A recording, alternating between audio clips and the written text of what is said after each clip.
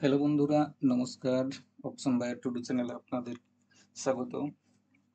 এর আগে আমরা জেনেছিলাম যে ফায়ারস ওয়ান থেকে অপশন চেন এর লাইভ ডেটা কীরকমভাবে এক্সেল শিটে ফেচ করতে হয়। তো আজকে এখানে দেখব যে অপশন চেনের মাধ্যমে মার্কেট মুভমেন্টকে কিভাবে ক্যাপচার করা যায়। অপশন চেন এর ডেটা রেকর্ড করে অপশন চেনকে অ্যানালাইসিস করে কীরকমভাবে আমাদের মতো ছোটোখাটো যারা রিটেলার তারা প্রফিট আর্ন করতে পারে। তো এই জন্য হুবহু কতকগুলো অপশন এখানে কল সাইডেও এবং পুট সাইডেও সেইগুলো আমরা রেকর্ড করছি। এখানে আছে ওপেন ইন্টারেস্ট, এটা হচ্ছে সিওআই বা চেঞ্জ ইন ওপেন ইন্টারেস্ট, এইটা ভলিউম, এইটা হচ্ছে প্রাইস চেঞ্জ, কতটা প্রাইস চেঞ্জ হয়েছে, আর এইটা হচ্ছে প্রাইস। এটা কল সাইডে। একই রকমভাবে এই ডান দিকে এই দিকেও আছে এলটিপি, পুট সাইডের এলটিপি লাস্ট ট্রেডেড প্রাইস কতটা চেঞ্জ হয়েছে, পুট সাইডের ভলিউম, আর পুট সাইডের চেঞ্জ ইন ওপেন ইন্টারেস্ট, আর এইটা হচ্ছে ওপেন ইন্টারেস্ট। তো এখানে এইগুলোকে রেকর্ড করে যেতে হবে। তো প্রথমে কতগুলো বিষয় একটু জেনে নেই। যে প্রথমেই জেনে নিতে হবে যে অপশন চেন এ রেসিস্ট্যান্ট ও সাপোর্ট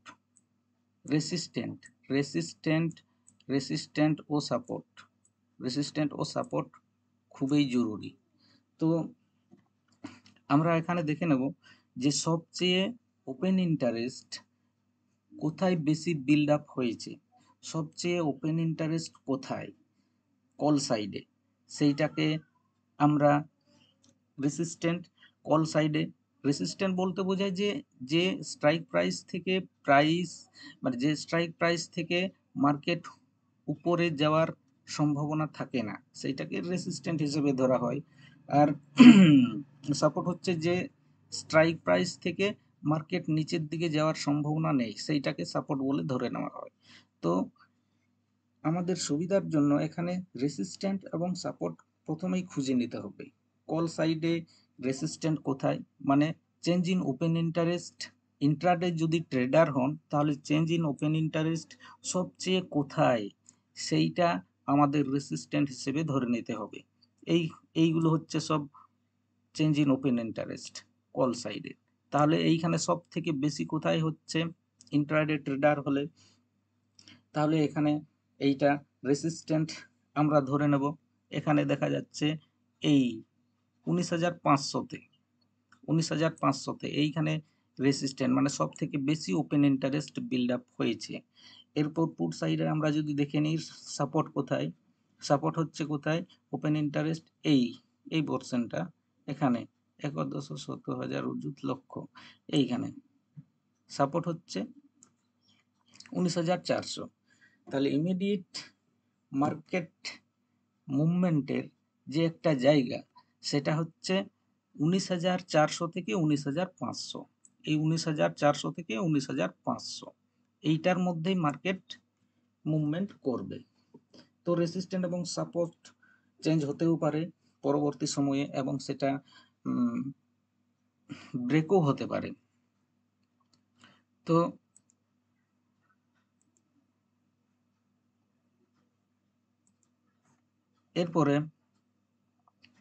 এরপরে আমরা জানি কল সাইডে, এইগুলো হচ্ছে কল সাইড, এইটা হচ্ছে কল সাইডের এইটা হচ্ছে পুরোটা হচ্ছে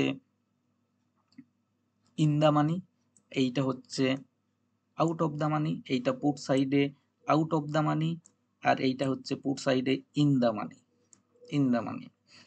এটা পুট সাইডে ওটিএম, এইটা কল সাইডে OTM out of the money, আর এইটা হচ্ছে পুট সাইডের আউট অফ দা মানি।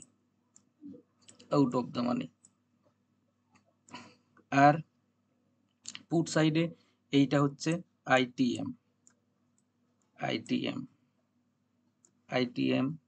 এইটাও হচ্ছে কল সাইডে আই টি এম।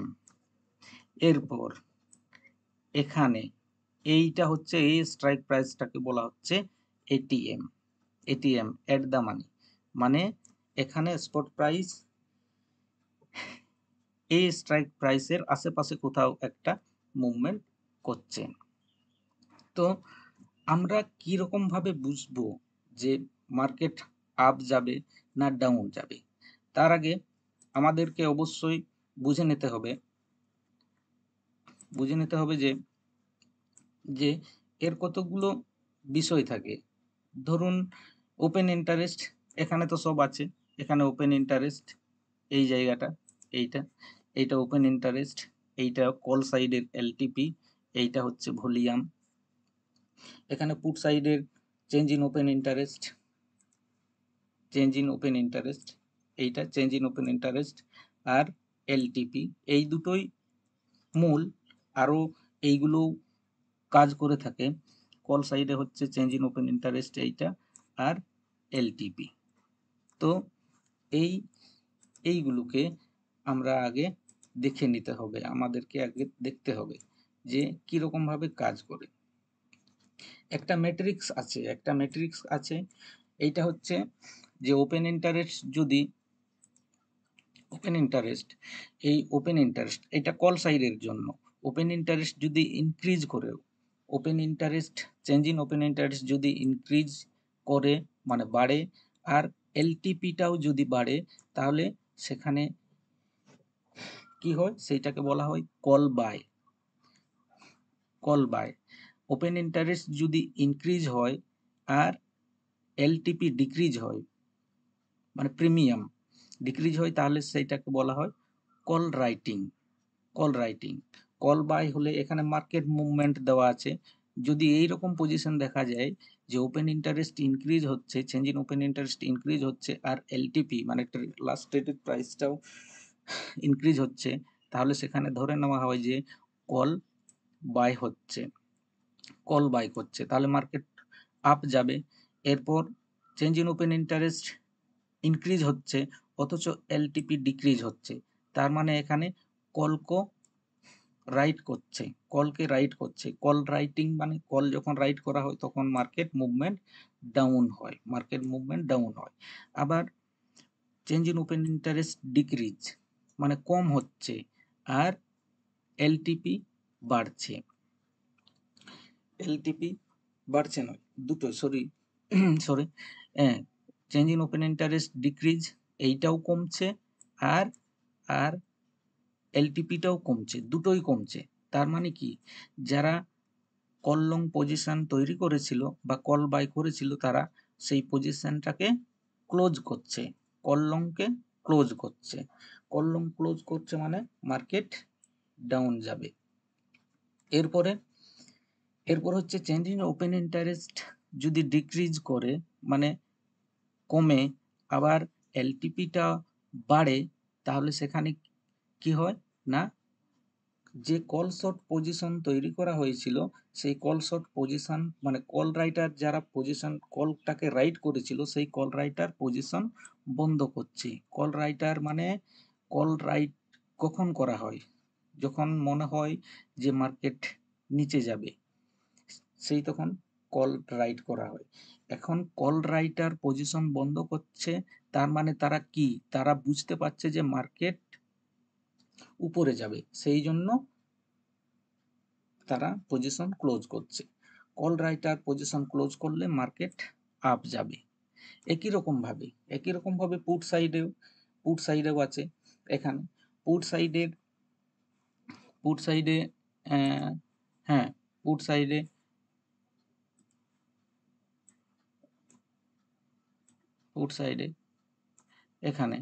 এখানে পুট সাইডে চেঞ্জ ইন ওপেন ইন্টারেস্ট আবার এলটিপিও আছে। তো এইটা পুট সাইডের বলা হচ্ছে, এটা পুট সাইডের change in open interest increase আর এলটিপিও ইনক্রিজ মানে বাড়ছে, দুটোই বাড়ছে। তার মানে কি, পুটকে লং করছে, তার মানে মার্কেট ডাউন যাবে।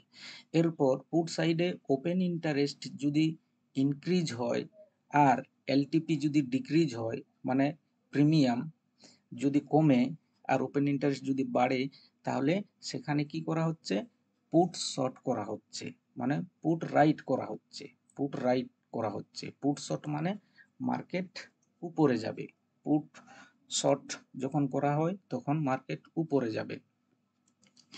এরপর open interest, change in open interest যদি নিচের দিকে নামে মানে ডিক্রিজ করে, আবার এলটিপিটাও ডিক্রিজ করে, যদি এলটিপিটাও ডিক্রিজ করে আর চেঞ্জ ইন ওপেন ইন্টারেস্টটাও ডিক্রিজ করে, তাহলে কি হচ্ছে না, যারা পুট লং পজিশন ক্রিয়েট করেছিল তারা সেই পুট লং পজিশন ক্লোজ করছে। পুট লং পজিশন ক্লোজ করছে মানে কি, পুট লং কখন করা হয়, মার্কেট নিচের দিকে যাবে, কিন্তু তারা মানে এখানে বড় প্লেয়ার, বড় প্লেয়ার মানে রাইটার বা সেলারদেরকে আমাদেরকে বেশি গুরুত্ব দিতে হবে, কারণ তারাই মার্কেটকে ড্রাইভ করে থাকে। তো সেই অনুযায়ী আমাদেরকে কাজ করতে হবে। তো তারা বুঝতে পারছে যে পুট লং ক্লোজ করছে, তার মানে তারা তারা বুঝতে পারছে, মানে কেন করবে, মার্কেট যদি নিচের দিকে যাওয়ার থাকতো তাহলে পুট লং কেন ক্লোজ করবে, তাদের তো প্রফিট বেশি হবে। তাহলে তারা পুট লং ক্লোজ করছে মানে তারা বুঝতে পারছে যে মার্কেট এর থেকে আর নিচে নামবে না, সেই জন্য পুট লং পজিশন তারা ক্লোজ করছে। তার মানে কি, মার্কেট মুভমেন্ট কি হবে, আপ যাবে। এরপর শেষেরটা কি আছে না, চেঞ্জ ইন ওপেন ইন্টারেস্ট যদি ডিক্রিজ করে, change in open interest decrease হয় আর এলটিপি লাস্ট ট্রেডেড প্রাইস বা প্রিমিয়ামটা যদি বাড়তে থাকে, তাহলে কি না, যে পুট শর্ট পজিশন ক্রিয়েট করা হয়েছিল সেই পুট শর্ট পজিশনটাকে ক্লোজ করা হচ্ছে। কখন পুট শর্ট কখন করে থাকেন রাইটাররা, যখন পুট শর্ট কখন করে থাকে, যে যখন তারা বুঝতে পারে যে মার্কেট তারা উপরের দিকে নিয়ে যাবে, সেই তখন তারা পুটকে শর্ট করে থাকে। তাহলে পুট শর্টকে ক্লোজ করছে, পুট শর্ট পজিশন ক্লোজ করছে, তার মানে কি, তারা বুঝতে পারছে মার্কেটকে উপরের দিকে নিয়ে যেতে পারবে না, সেই জন্য তারা পুট শর্ট পজিশন ক্লোজ করছে। তাহলে মার্কেট মুভমেন্ট কি হবে, ডাউন। তাহলে এখানে আমাদের প্রাথমিকভাবে আমাদের ধারণা হয়েছে যে open interest, change in open interest increase হলে বা এলটিপি ডিক্রিজ হলে কি হয়, এইটা কল সাইডেও এবং পুট সাইডেও।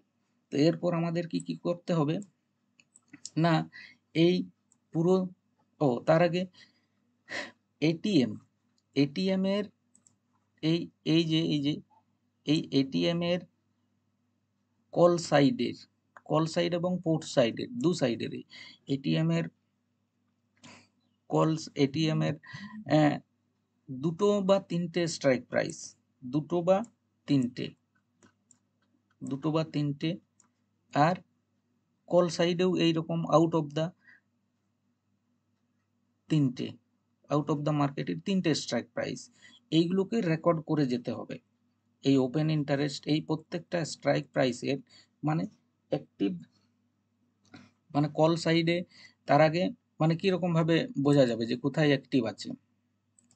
তো এখানে সব থেকে বেশি ভলিউম, সব থেকে বেশি ভলিউম কোথায় আছে, সেইটাকে বলা হচ্ছে অ্যাক্টিভ স্ট্রাইক প্রাইস। তাহলে সব থেকে বেশি ভলিউম এখানে গুনলেই আপনারা বুঝতে পারবেন যে এই অপশনগুলোতে এইটা হচ্ছে ভলিউম, ভলিউমের।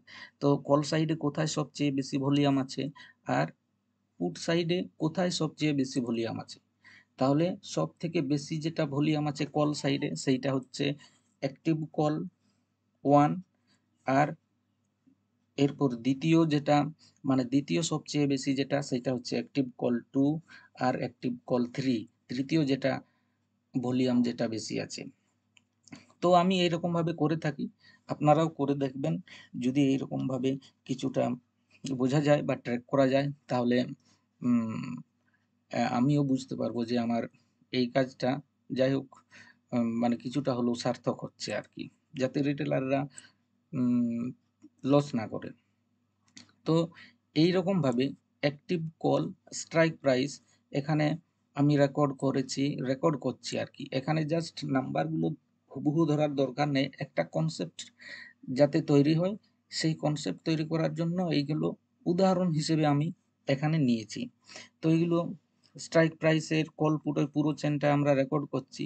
এরপর active strike price, active call সাইডে যেটা অ্যাক্টিভ সবচেয়ে বেশি ভলিউম আর পুট সাইডের সবচেয়ে বেশি ভলিউম, এই স্ট্রাইক প্রাইসের 5 মিনিট টাইম ফ্রেমে আপনারা 5 মিনিটেও পারেন, 10 মিনিটেও পারেন, 15 মিনিটেও পারেন, তবে আমার মনে হয় বেস্ট ওই 5 মিনিট টাইম ফ্রেমেই রেকর্ড করাটা ভালো। তো এই ওপেন ইন্টারেস্ট এখানে উদাহরণ হিসেবে বোঝানোর জন্য এখানে কল সাইডে, এইটা কল সাইডে change in open interest, change in open interest, আর এইটা হচ্ছে কল সাইডের এলটিপি।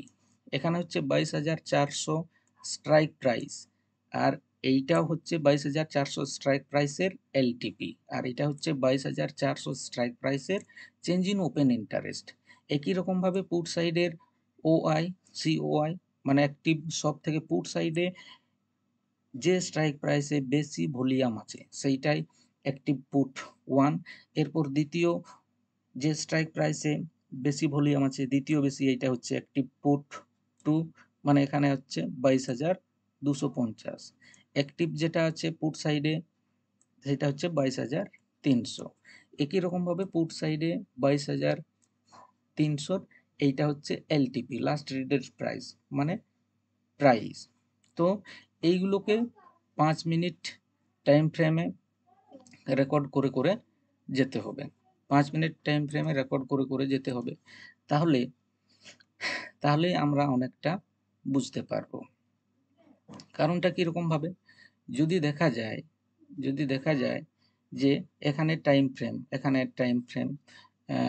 টাইম ফ্রেমে রেকর্ড করে যেতে হবে এক্সেল স্টেপ পরপর, তাছাড়া এমনিতে দেখে কোনো কিছু বোঝার উপায় নেই। তো এখানে 9টা 20, 9টা 25, 9টা 30, 9টা 35, এখানে টাইম ওয়াইজ এই ওপেন ইন্টারেস্টগুলো বাড়ছে।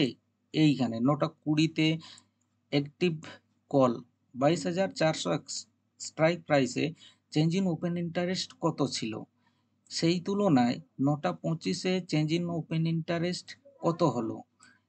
এই রকমভাবে time wise change in open interest বাড়ছে না কমছে, সেই তুলনায় সেই একই রকমভাবে কল সাইডে সেই 22,400 স্ট্রাইক প্রাইসে এলটিপির কি হচ্ছে, এলটিপি বাড়ছে না কমছে, এলটিপি বাড়ছে না কমছে। এরপর ধরুন যে change in open interest call সাইডে এখানে যত ছিল, পরে 9টা 25 মিনিটে ধরুন 9টা 25 মিনিটে, এখানে উদাহরণের জন্য জাস্ট উদাহরণ বোঝার জন্য বলছি যে এখানে ধরুন যাই হোক যত হোক সামথিং ছিল এখানে আছে, তো এখানে ওপেন ইন্টারেস্ট যত ছিল চেঞ্জ ইন ওপেন ইন্টারেস্ট এই 9টা 25-এ চেঞ্জ ইন ওপেন ইন্টারেস্ট অনেকটা বেড়েছে। এরপর এখানে কত ছিল চেঞ্জ ইন এলটিপি 2 টাকা 6 পয়সা, আর 9টা 25-এ হয়েছে 4 টাকা 95 পয়সা। তার মানে কি change in open interest increase হচ্ছে, এলটিপিও ইনক্রিজ হচ্ছে, তাহলে তাহলে কি হবে, না এইখানে আমরা ম্যাট্রিক্সে আগেই দেখেছি যে কল সাইডে change in open interest increase করছে, এলটিপি ইনক্রিজ করছে, তার মানে এখানে কল বাই হচ্ছে, কল বাই হচ্ছে। তো এইরকম ভাবে মার্কেটকে ট্রেক করা যেতে পারে টাইম ফ্রেমে এই কল সাইডের ওপেন ইন্টারেস্ট এবং পুট সাইডের ওপেন ইন্টারেস্ট, কল সাইডের এলটিপি, পুট সাইডের ওলটিপি 5 মিনিট টাইম ফ্রেমে এইগুলোকে ট্র্যাক করে যেতে হবে। এরপর আপনি যদি এক্সেলের ভালো কাজ জানেন তাহলে এখানে জাস্ট উদাহরণ হিসাবে এখানে দেওয়া আছে, ধরুন এখানে ফর্মুলা আপনি বসাতে পারেন যে আগের তুলনায় ওপেন ইন্টারেস্ট এখানে 9টা 20-তে, মানে এই 9টা 20-তে যত ছিল 9টা 25-এ এই এত বেড়েছে কল সাইডে 22,400 কল সাইডে এত ওপেন ইন্টারেস্ট বেড়েছে। আর এখানেও ফর্মুলা লাগানো আছে যে এই লাগাতে পারেন একই রকমভাবে। কল সাইডে যে 2 টাকা ছিল, এরপর 4 টাকা 95 হলো এইখানে, তাহলে কত বাড়ালো? 2 টাকা। তাহলে কলকে বাই করছে, কল বাই হচ্ছে, কল বাই হচ্ছে, কলকে লং করছে। তাহলে এইটা, এরপর আপনি যদি যোগ করেন, মানে 3টে অ্যাক্টিভ স্ট্রাইক প্রাইসকে কল এই রকমভাবে পুরোটাই যদি যোগ করেন, এরপর পুরো ফুল টোটালটা যোগ করে অ্যাড করে দেখতে হবে যে রাইটার কোন দিকে বেশি হচ্ছে, কল রাইটার কোন দিকে বেশি হচ্ছে, পুট সাইডে বেশি হচ্ছে না কল সাইডে বেশি হচ্ছে। বুলিশ পজিশন দুই রকম ভাবে ক্রিয়েট করা যায়। বুলিশ পজিশন দুই রকম ভাবে ক্রিয়েট করা যায়। কলকে লং করে, মানে কল বাই করে, আবার পুট সেল করেও কিন্তু বুলিশ পজিশন তৈরি করা যায়। আবার কি, পুটকে লং এবং কলকে শর্ট, এইরকম ভাবে বিয়ারিশ পজিশন তৈরি করা যায়। তো এইরকম ভাবে 5 মিনিট টাইম ফ্রেমে যদি অ্যাক্টিভ কল, অ্যাক্টিভ পুট, 3টে স্ট্রাইক প্রাইসে পুরোটা যদি বোঝানো যায় যে কল রাইট হচ্ছে না কল লং হচ্ছে না কল রাইটার পজিশন ক্লোজ করছে, কোনটা হচ্ছে, তাহলে সেই অনুযায়ী আমরা অনেকটা মার্কেটটাকে বুঝতে পারবো। এইটা বাদ দিয়েও অনেকেই অন্যান্য এই আইভিটাকেও কাজে লাগায়। আইভি, এরপর ভলিউম, আরো অনেক কিছু গ্রিক্স আছে। তো এইগুলো আমরা পরে বোঝার চেষ্টা করব। একেবারে প্রাথমিক ধাপ যেগুলো না করলেই নয়, এইরকম ভাবে যদি মার্কেটটাকে আমরা ফলো করি, অবশ্যই কিছু না কিছু প্রফিট মার্কেট থেকে আর্ন করতে পারবো।